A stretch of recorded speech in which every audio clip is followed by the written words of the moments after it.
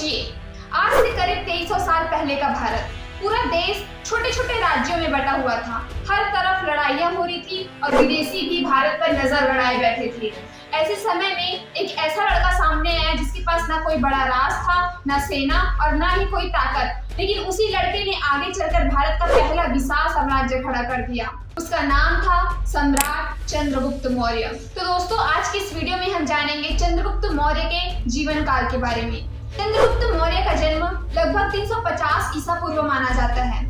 उनके बचपन के बारे में इतिहास में अलग अलग बातें मिलती हैं, लेकिन एक बात लगभग सभी मानते हैं कि उनका बचपन आसान नहीं था। कहा जाता है कि उनका परिवार साधारण था और उन्होंने बचपन में काफी मुश्किलें देखी, लेकिन उनमें एक चीज बचपन से ही अलग थी, वो थी उनका तेज दिमाग और लोगों का नेतृत्व करने की क्षमता। इसी दौरान उनकी मुलाकात हुई महान विद्वान चाणक्य से। अगर आपने मेरी पिछली वीडियो देखी है तो आपको पता होगा कि चाणक्य ने नंद राजा धनानंद से हुए अपमान का बदला लेने की कसम खाई थी। उन्हें एक ऐसे युवक की तलाश थी जो इस बड़े काम को पूरा कर सके। जब उन्होंने चंद्रगुप्त को देखा तो उन्हें लगा कि यही वो लड़का है। चाणक्य ने उसकी बुद्धिमत्ता परखने के लिए उससे कई प्रश्न पूछे। चंद्रगुप्त के उत्तर सुनकर चाणक्य समझ गए कि यही वो बालक है जो उनकी प्रतिज्ञा पूरी कर सकता है। इसके बाद चाणक्य चंद्रगुप्त को अपने साथ तक्षशिला ले गए, जहां उन्होंने उसे युद्ध लड़ना, राजनीति समझना और एक सफल राजा बनने की शिक्षा दी। कई सालों की तैयारी के बाद चाणक्य और चंद्रगुप्त ने नंद वंश के खिलाफ युद्ध छेड़ दिया।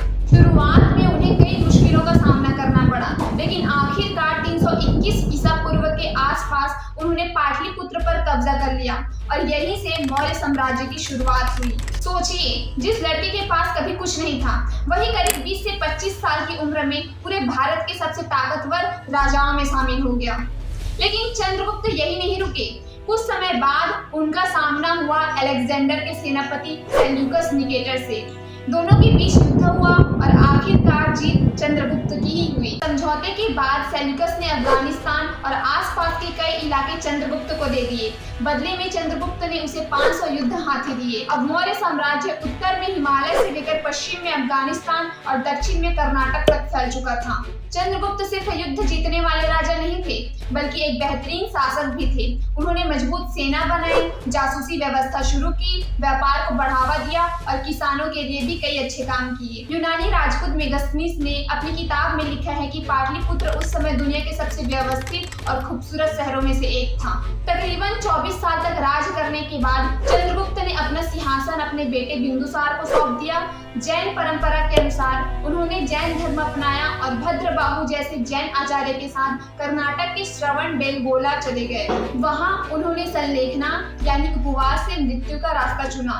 लगभग 297 ईसा पूर्व में चंद्रगुप्त मौर्य की मृत्यु हो गई। एक साधारण सी शुरुआत, सही गुरु का साथ और कभी हार ना मानने वाला हौसला, शायद यही वो वजह है आज भी चंद्रगुप्त मौर्य को सबसे महान सम्राटों में गिना जाता है। अगर वीडियो आपको पसंद आई तो वीडियो को लाइक करें और चैनल को सब्सक्राइब करना ना भूलें। धन्यवाद।